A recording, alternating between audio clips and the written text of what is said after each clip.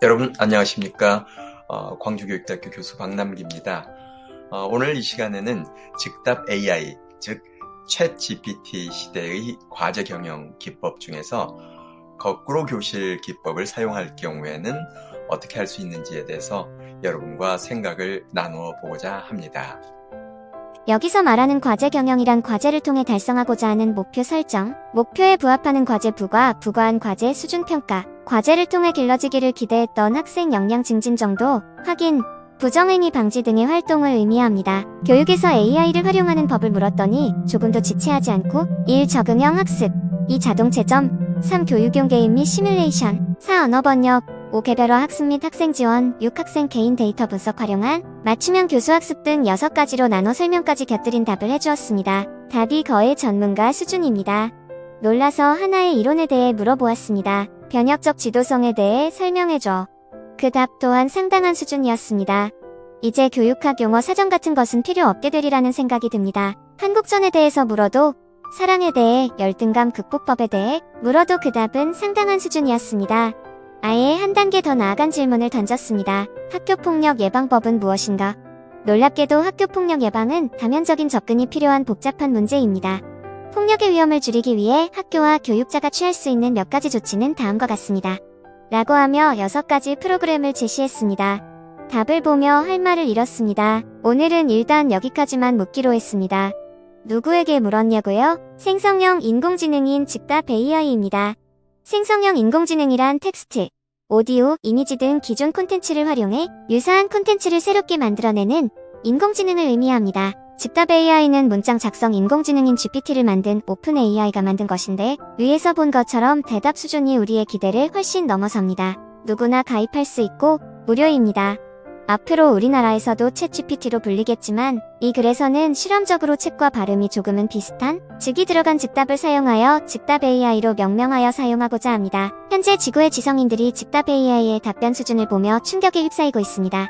당장은 디지털 마케팅이나 콘텐츠 창작, 온라인상의 고객 질문 답변 등에 활용될 것으로 보고 있습니다. 교육 분야에 종사하고 있는 나에게는 즉답 AI가 교육 현장에 미칠 파장이 더 큰 충격으로 다가왔습니다. 실제로 그 답변 수준을 보면 고등학교만이 아니라 심지어 대학교 보고서로 제출되어도 손색이 없는 수준이어서 교육자들에게 공포감을 불러일으키고 있습니다. 미국 고등학교와 대학은 벌써 대응책 마련에 고심하고 있다고 합니다. 고등학교 영어 과제, 대학에서 부과하는 보고서 형태의 과제에 대한 즉답 AI의 응답은 온라인 부정행위 방지 서비스로도 잡아낼 수 없습니다. 물론 시간이 흐르면 대응 시스템이 개발되겠지만 오랜 시간이 소요될 것으로 보입니다. 즉답 AI가 위력을 떨치는 상황에서 교육자들의 공포감을 줄이고 즉답 AI가 보다 교육적인 방식으로 활용되도록 하기 위해서는 교육계의 발빠른 대처가 필요합니다. 우선은 교육과정 중에 즉답 AI로 인해 발생할 수 있는 문제를 예측해보고 문제를 완화할 수 있는 대응책을 탐색할 필요가 있습니다. 다음으로는 엄청난 능력을 갖춘 즉답 AI를 수업 중에 활용하는 방법, 학생들이 자기주도 학습을 할 때 활용하는 방법 등등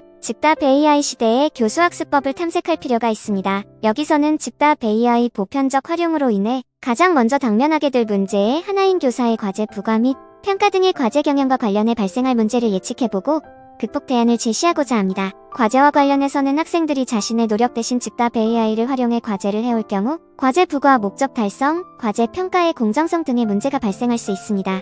이 문제를 극복하기 위한 방안을 함께 찾아보고자 합니다. 먼저 제안하는 것은 수업 방식의 전환입니다. 중고등학교나 대학이 지금과 동일한 방식에 서면 과제를 부과하고자 하고 학생은 즉답 AI를 활용하여 과제를 수행하려 한다고 가정해보겠습니다. 이때 어떻게 하면 학생들이 즉답 AI를 사용하지 않고 자신의 뇌를 활용하여 과제를 수행하게 할 수 있을까요? 학생들을 포함해 사람들이 무언가를 하지 못하게 하는 가장 손쉬운 방법은 모니터링하는 것입니다.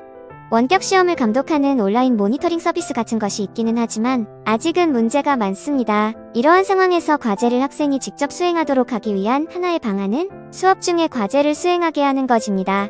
이는 플립트 러닝의 한 방식입니다. 거꾸로 교실은 1984년부터 유행하기 시작한 교수법으로 이미 학교에 널리 전파되어 있습니다. 거꾸로 교실 기법을 사용하면 학생들은 집에서 과제를 하는 대신 수업 동영상을 시청하거나 관련 자료를 읽으며 시간을 보내게 되므로 걱정하지 않아도 됩니다. 그리고 교실에서 과제를 수행할 때에는 학생들이 즉답 AI에 접근할 수 없게 학교 차원에서 차단하는 것이 현재의 기술로도 가능합니다. 학생들이 집에서 공부할 때 즉답 AI를 사용하는 것에 대해서는 크게 걱정할 필요가 없습니다. 과제를 할 때 즉답 AI 사용을 금하고자 이유 중에 하나는 학생들이 직접 과제 수행하는 대신 즉답 AI에게 의존함으로써 과제를 통해 길러주고자 했던 이해력, 논리적 사고력, 분석력, 비판력, 창의력 등의 다양한 역량이 길러지지 않을까 하는 우려입니다. 혼자서 공부하다가 동영상이나 교재 내용 중에서 이해가 잘 안 되는 부분, 혹은 스스로 궁금한 점을 찾아보는 목적으로 즉답 AI를 사용한다면 공부할 내용에 대한 이해도가 더 높아질 것입니다.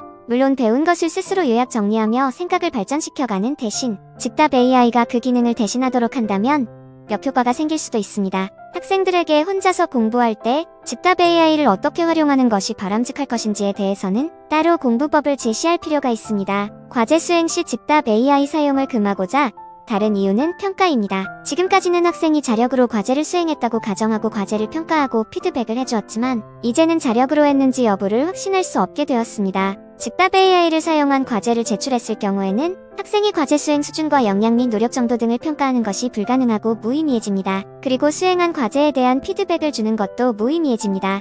거꾸로 교실은 이러한 문제를 원천적으로 해소하는 가장 간단한 방법 중에 하나입니다. 즉답 AI 시대에도 전통적인 수업 방식을 유지할 때의 과제 경영 방법은 별도로 살펴보겠습니다. 오늘은 여기까지.